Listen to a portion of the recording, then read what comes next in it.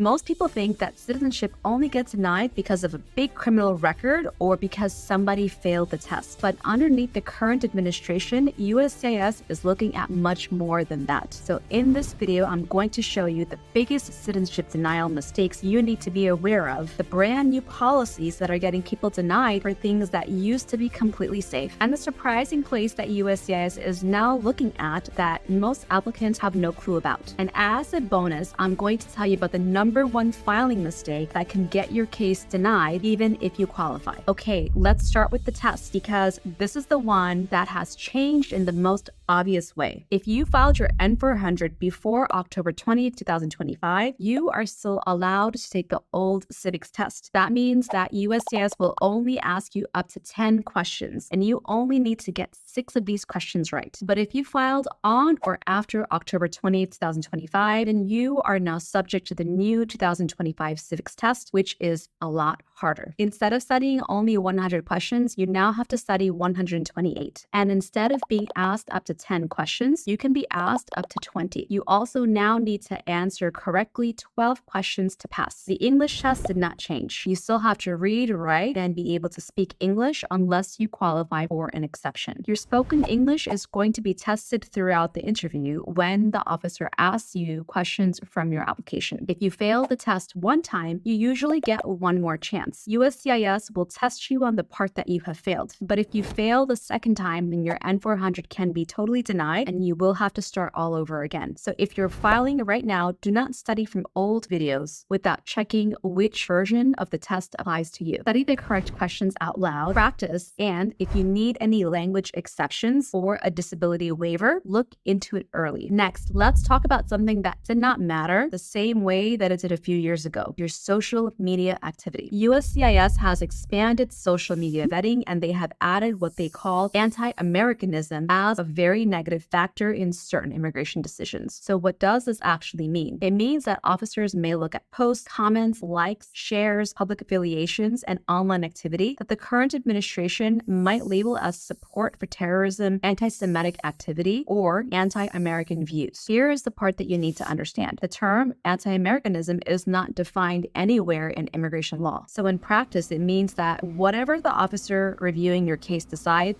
means is what it means. And we already know what officers are being trained to look at. This includes public criticism of Israel, support for Palestinians, and criticism of the Trump administration's immigration policies, amongst other things. We have already seen lawful permanent residents detained over exactly this type of speech. So I want to be honest with you. Until your oath ceremony, anything political that you post, share, like, or follow can become part of how an officer decides your application. This means that before you file, it is a good idea to go back and look over your accounts the way that an officer would. Look at what you have posted about politics, protests, foreign conflicts, and the current administration and president. If something could be misread, talk to a lawyer first before you file. Do not just delete everything in a panic because that could create its own set of problems. Now, if you have ever had any sort of issue in your immigration history, this next one is very, very important. When you apply for citizenship, USCIS is not only looking at the N400. They can look back at your entire immigration history. That means that your old visa applications, your green card application, marriage petition, prior denials, addresses, jobs, and travel dates can all come back up. A lot of people are very shocked when they hear this. They think that just because that they have a green card, they don't have to worry about old applications any longer. But naturalization is often the final review. If USCIS believes that you should not have received your green card, your citizenship can be denied. In serious cases, they may even question whether or not you should have a green card. And the biggest danger here is fraud or misrepresentation. Misrepresentation means that you told the government something that was not true, or you left out something important and that missing information mattered in your case. A typo or accidentally writing the wrong address is not fraud, but there are specific inconsistencies that USCIS does take seriously. For example, a job listed on your your green card application that does not appear on your N-400 employment history, travel dates that do not match your I-94 records or your passport stamps, addresses that are different between old forms and your N-400, and children or marriages on old forms that were not disclosed consistently. If there is anything in your history that you are nervous about, do not file blindly. This matters even more now that the government has made denaturalization a priority again. Denaturalization means taking citizenship away after somebody has already received it. So before you file, sit down and look at every immigration form that you have ever submitted. If you suspect there might be a problem, talk to an immigration attorney first. Do not wait to be surprised at the interview. Okay, let's talk about criminal history because this is where people can make a very dangerous assumption. A lot of people think that my case was dismissed, so I don't have to mention it. Or it was expunged, so immigration cannot see it. Or it was only a DUI, so it does not matter. This is not the case. On the N-400, you need to disclose arrests, citations, charges, convictions, and any law enforcement encounter, even if it was dismissed, expunged, sealed, or is old. Then once you disclose, USCIS then sorts them into categories. Some crimes can permanently block citizenship, like murder and other aggravated felonies. There is also a category called crimes involving moral turpitude, which basically means crimes that involve dishonesty or serious harm to another person. This would include things like theft, shoplifting, fraud, embezzlement, domestic violence, perjury, and identity theft. A lot of people have something like this on their record and do not realize that it's an immigration threat. But even if something is not an automatic bar, it can still hurt you. And yes, this can include a DUI. A single DUI is not an automatic permanent bar to citizenship, but it can still delay or damage your case, especially if it happened recently, if there were injuries, or if the officer believes that you have a serious problem with alcohol or judgment. 2 or more DUIs can be even worse to prove your good moral character because USCIS can presume that you do not have good moral character unless you can overcome this also. So if you have any criminal history at all, even if it was dismissed, make sure you get the certified court dispositions and have an immigration attorney review everything closely and make sure you are upfront and honest. Now let's talk about good moral character because the standard has gotten a lot more difficult. Good moral character basically means that USCIS believes that you have been a person of good conduct during the required period of time before filing for citizenship all the way up to the oath ceremony. In the past, a lot of people just thought, as long as I don't have a serious criminal record, I am fine. But now USCIS is looking at this much more broadly. They can look at the total picture and include things like crimes, unpaid taxes, child support problems, false testimony, unlawful voting, repeated DUIs, certain civil violations, and yes, even infidelity. They're looking for positive evidence that you have been contributing to your community and living a responsible life. This is a new standard. In the past, you just had to avoid bad behavior, but now you have to actively show good behavior. So what should you bring to your interview? Bring proof that your taxes are filed. If you owe taxes, bring proof of a payment plan. If you have child support issues, bring proof that you are current or making good faith efforts to pay. If you are a volunteer, care for family, work consistently, go to school, bring proof of this also. It does not mean that you have to be perfect because nobody is perfect, but you want to make sure that you're putting your best foot forward in your citizenship application. Now, I want to talk about one of the harshest mistakes that you can make on this list: falsely claiming to be a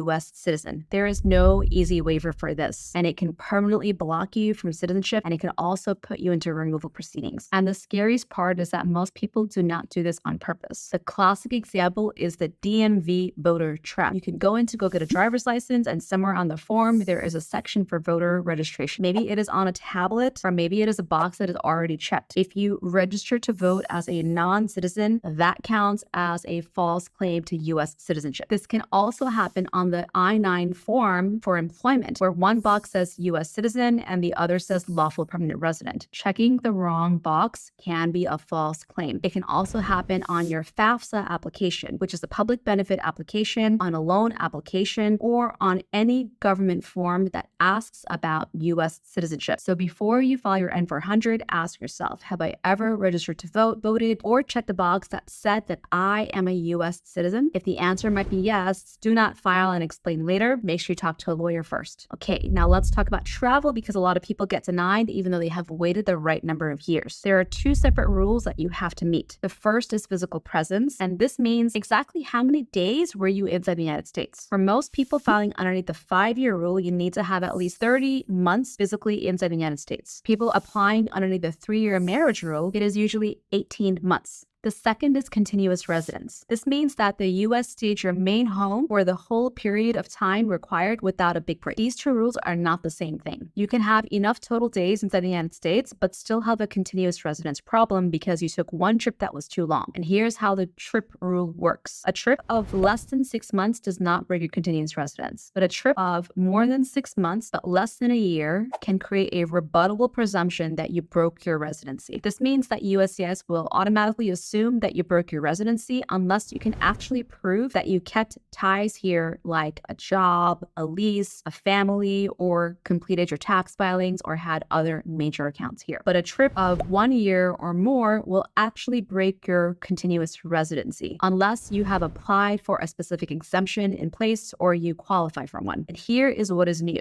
USCIS officers in 2026 are doing much more thorough travel reviews than they used to. They cross-check your I-94 and entry and exit records, your passport stamps, and your prior immigration filings. In some cases, they have even asked about credit card and bank activity from when you were abroad. So do not assume that a trip abroad will go unnoticed. Before you file, make a travel chart. Use your passport stamps, I-94 records, tickets, and old calendars. Count your days. Look for any trips over 6 months. If the math is close, it might be a good idea to wait before you apply. Now, for those of you applying underneath the 3-year marriage rule, listen very carefully. If you are applying for citizenship after 3 years because you are married to a United States citizen, you have to continue to meet this requirement through the whole process. This means not only do you still need to be married and that your spouse needs to be a U.S. citizen during these 3 years, you also still need to be living together until the time of the oath. I want to emphasize this last part because this is where people get caught. The safest rule is to assume that you need to be living together right up until the day that you have your citizenship certificate in hand. If you separate, stop living together, or get divorced before the oath, you may no longer qualify under the 3-year rule. Does that mean that you could never become a citizen? No. It just means that you need to switch over to the regular 5-year rule and wait until you qualify underneath that first. This also means that for people who get a 2-year conditional green card through marriage, you need to make sure that your I-751 process is up to date and that you did not separate from your spouse while having this application in process. If you separated from your spouse during the I-751 application and did not update USCIS accordingly, even if you get approved, you will have this come back to haunt you during your N-400 process. The officer may assume that you committed fraud by not disclosing to USCIS that you separated from your spouse. And this can put your green card at risk and not just get your citizenship denied. So if your marital history has changed, do not assume that it is a personal problem. It is something that you must inform USCIS about as it can affect your eligibility. Now, this sounds basic, but it causes people to get denied all the time. There are a few appointments that people need to keep in order for their citizenship process to be completed, and missing one of them can sink your case. The first one is going to be your biometrics appointment. After you file your N-400, USCIS will send you an appointment in the mail to go to an application support center to get your fingerprints taken, a photograph taken, and to do your signature. A lot of people do not realize that this comes before the interview and they may miss it. If you miss it, USCIS will not automatically reschedule you. You usually have about 30 days to contact them to ask for a new appointment. If you miss this window too, your case can be treated as abandoned and denied, and you may lose your filing fee. The next one is the interview itself. If you miss the first interview, USCIS will usually reschedule within 60 to 90 days. But if you miss the second one, your case will likely be denied altogether. So set up your USCIS account, check it regularly, and update your address every single time that you move. Do not assume that because you did not receive a paper notice, nothing is happening. Then there is also selective service, which is the U.S. military draft registration. If you are a man between the years of age of 18 to 26, you are required to register. But if you fail to do so, USCIS can also treat this as a good moral character issue. So make sure you're registered before you file. Next, let's talk about the application itself, because in 2026, you cannot treat the N-400 like a casual form. Some people think that if I forget something, USCIS will just send me an RFE. An RFE is a request for evidence. It is basically USCIS asking you to fix something or send in more proof before they make a decision. For years, this was a safety net. You made a mistake, you got a chance to correct it. But the safety net is disappearing. In 2026, officers are now allowed to deny your case outright with no RFE based on what you submit the first time around. And in January 2026, USCIS expanded this to almost every form type, including the N-400. So what kind of mistakes can cause an instant denial? Using the wrong addition form, leaving fields blank instead of writing beginning